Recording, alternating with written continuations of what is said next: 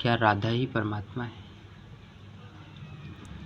ये प्रश्न उतना सीधा नहीं जितना पहला शब्द पढ़ने में लगता है। ये एक लहर है जो गंगा और यमुना के संगम में तैरती है। एक सांकेतिक मौन है जो ब्रह्मांड में गूंजता है, और कभी-कभी उस गूंज में राधा नाम साफ सुनाई देता है।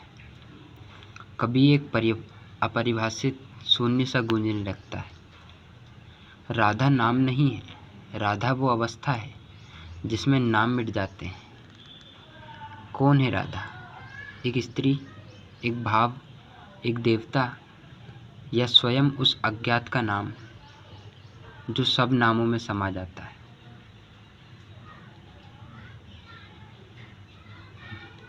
ये जानने के लिए आप द्वार खोलोगे तो एक और भीतर द्वार मिलेगा।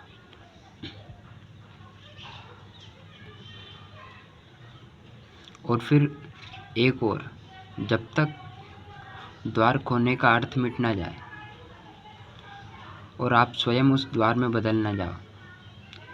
राधा नाम है उस राह का जो कभी समाप्त नहीं होती।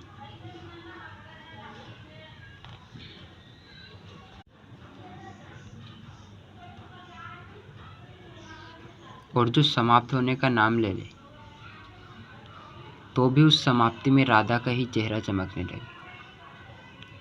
कृष्ण राधा में रहते हैं या राधा कृष्ण में रहती है, ये सवाल तब तक व्यर्थ है जब तक आप राधा और कृष्ण को दो मानते रहते हैं।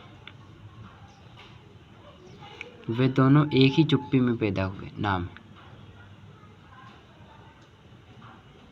वे दोनों उस सन्नाटे में रचे गए भाव हैं जिसमें कोई नाम या भाव टिक ही नहीं सकता। राधा नाम नहीं है, वो उस नामहीन का नाम है जो चिरकाल से अपनी लय में डूबा है और हमें डुबाने में लगा है और इंसान को डुबाने चला है। राधा परमात्मा है या नहीं, ये सवाल उस साधक का है जो नदी में तैरने से डर रहा है और किनारे बैठकर नदी का नाम रट रहा है।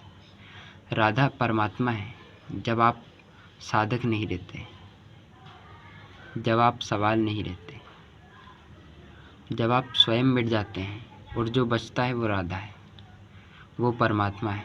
राधा है तो कृष्ण है, कृष्ण है तो राधा है।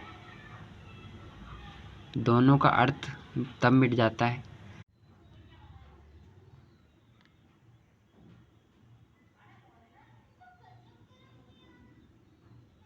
जब दोनों में बसने वाला मौन हमें अपना लेता है। राधा वो है जो कृष्ण में रहती है। राधा वो है जो स्वयं में रहती है।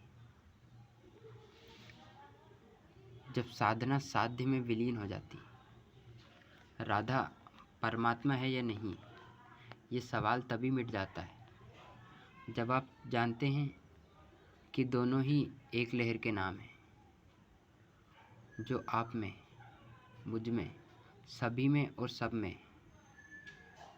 राधा का नाम एक इशारा है कि नाम मिट जाएं। राधा का नाम एक आवाज़ है कि आवाज़ें खो जाएं और शेष रह जाए बस वो एक जो कभी राधा है, कभी कृष्ण है, कभी आप है, कभी कुछ नहीं है, कभी सब कुछ है। क्या राधा परमात्मा है? जब ये सवाल मिट जाए तो जो बचता है वो राधा है, वो परमात्मा है। राधा में डूब जाना स्वयं में डूब जाना है, और स्वयं में डूब जाना उस परमात्मा में डूब जाना है जो नाम और नाम रहित दोनों में है, जो रूप और अरूप दोनों है, जो राधा है और राधा नहीं है। यही राधा सूत्र है, जीवन का वो पुल जो साधक और साध्य के बीच है, वो पुल जो स्वयं साधक है और साध्य भी। राधा है उस पुल का नाम जिस पर आप चल सकते हैं, और राधा है उस नदी का नाम जिसमें पुल बह जाता है।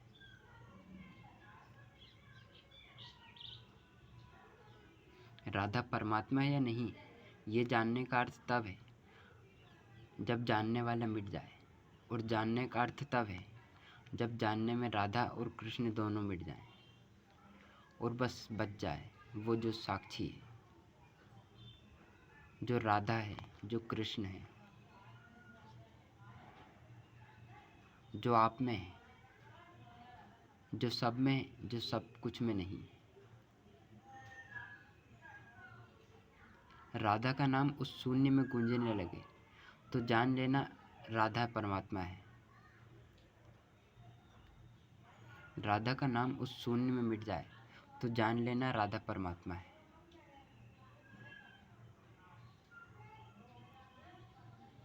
राधा का नाम जब साधक और साध्य दोनों में मिट जाए तो जान लेना राधा परमात्मा है। राधा का नाम जब नाम ही ना रहे तो जान लेना राधा परमात्मा है।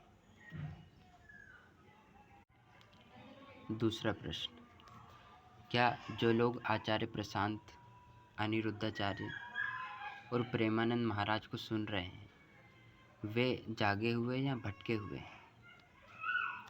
देखिए, ये प्रश्न अक्सर पूछा जाता है। वे लोग जो आचार्य प्रशांत, प्रेमानंद महाराज, अनिरुद्धाचार्य जो सुनते हैं उनके पास, वे सब भटके हुए हैं, वे सब सोए हुए हैं।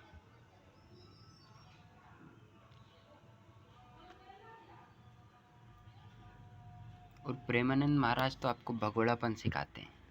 कैसे? संसार छोड़ के भागो, परिवार से भागो। पर मैं भगोड़ापन नहीं सिखाता।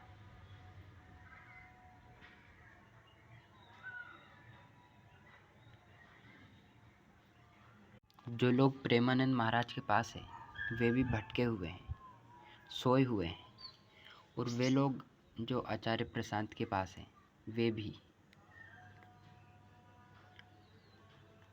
हाँ, लेकिन आचार्य प्रशांत जो क्लाइमेट चेंज की बातें कर रहे हैं उन बातों का मैं बिल्कुल समर्थन करता हूँ। क्या राधा कहने से सारे पाप मिट जाएंगे?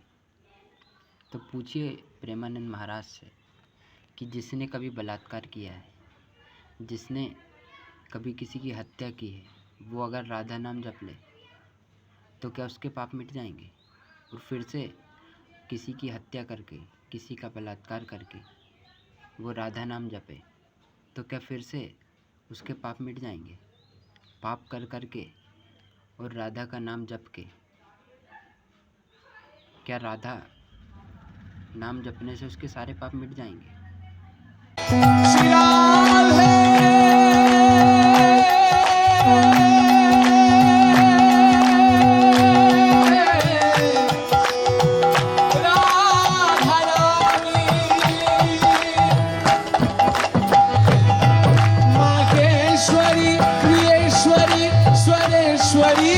सुरेश्वरी त्रिवेर भारतीश्वरी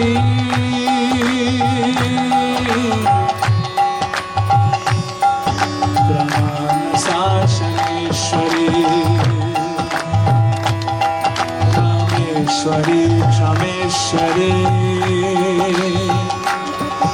प्रमोदकानेश्वरी ब्रजेश्वरी ब्रजादिदे श्री राधिके नमोस्तुते श्री राधिके नमोस्तुते श्री राधिके नमोस्तुते श्री राधिके नमोस्तुते श्री राधिके नमोस्तुते